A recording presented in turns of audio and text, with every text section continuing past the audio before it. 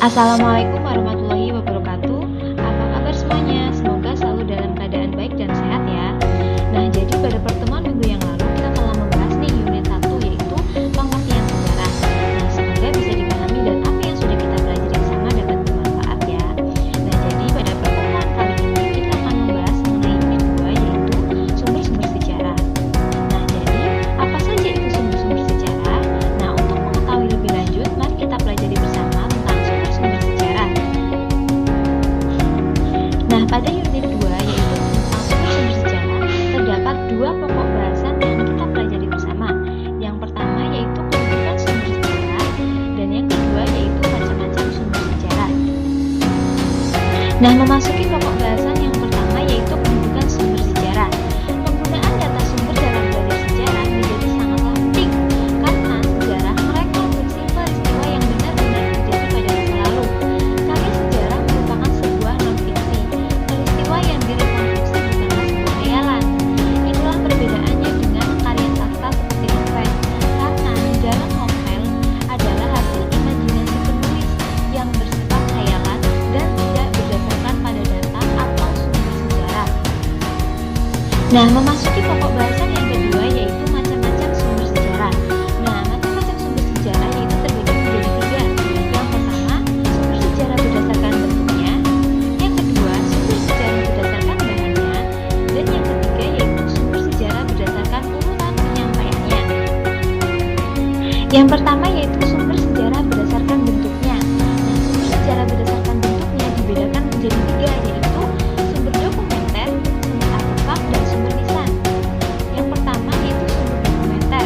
Nah, dalam sumber dokumenter terbagi menjadi 5 sumber yaitu 1. Laporan. Laporan-laporan dapat berupa laporan yang dibuat oleh pemerintah atau lembaga non-pemerintah. Laporan pemerintah biasanya dibuat per tahun, jadi kita bisa menggunakan laporan per tahun. Yang kedua yaitu surat-surat. Surat biasanya bisa berupa surat pribadi atau surat resmi.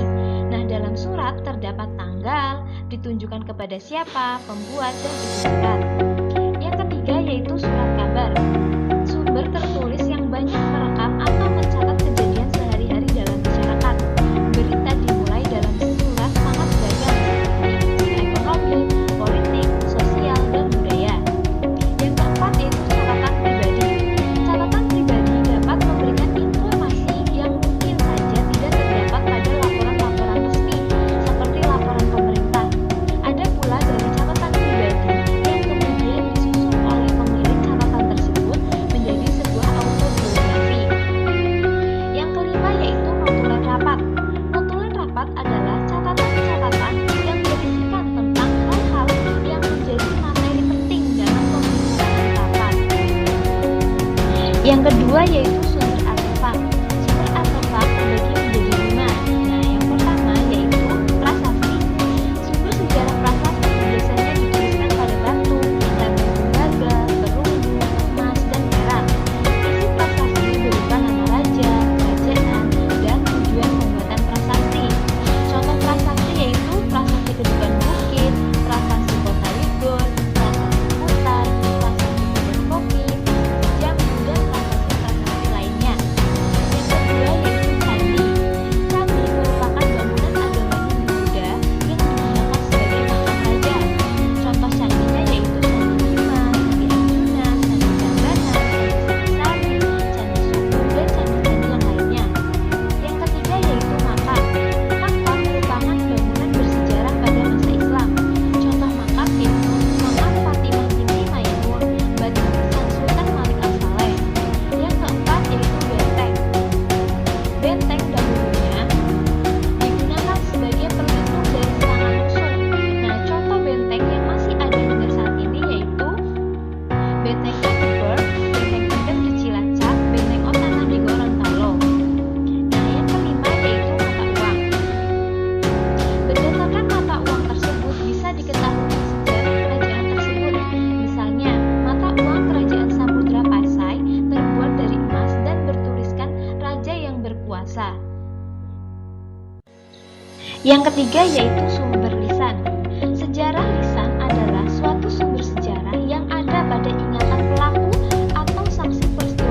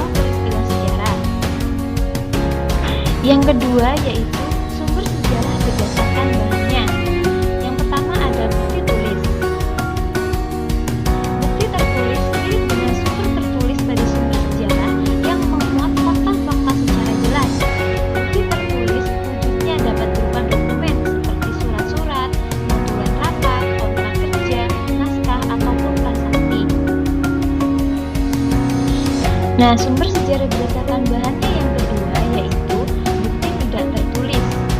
Bukti tidak tertulis sudah tentu barang tidak berwujud benda konkret, meskipun demikian mengandung unsur-unsur sejarah. Bukti tidak tertulis dapat berupa foto, bangunan, ataupun alat-alat. Yang ketiga yaitu sumber sejarah berdasarkan urutan penyampaiannya. Nah, sumber sejarah berdasarkan urutan penyampaiannya terbagi menjadi tiga. Yang pertama yaitu sumber primer. Sumber primer adalah kesaksian dari seseorang saksi dengan mata kepala sendiri atau saksi dengan menggunakan panca indera lain atau dengan alat mekanis yang hadir pada peristiwa seperti kamera, kamera film atau video, dan alat perekam suara. Yang kedua yaitu sumber sekunder. Nah, sumber sekunder adalah kesaksian dari siapapun yang bukan merupakan saksi pandangan mata, seseorang yang tidak hadir pada peristiwa yang dikisahkan. Nah, adanya sumber sekunder harus didahului oleh sumber primer terlebih dahulu. Nah, sumber yang terakhir yaitu sumber tersier. Sumber tersier merupakan sumber yang berupa buku-buku sejarah yang telah disusun, di mana si pengarang tidak melakukan penelitian langsung, tetapi berdasarkan hasil penelitian oleh ahli sejarah. Nah, jadi demikianlah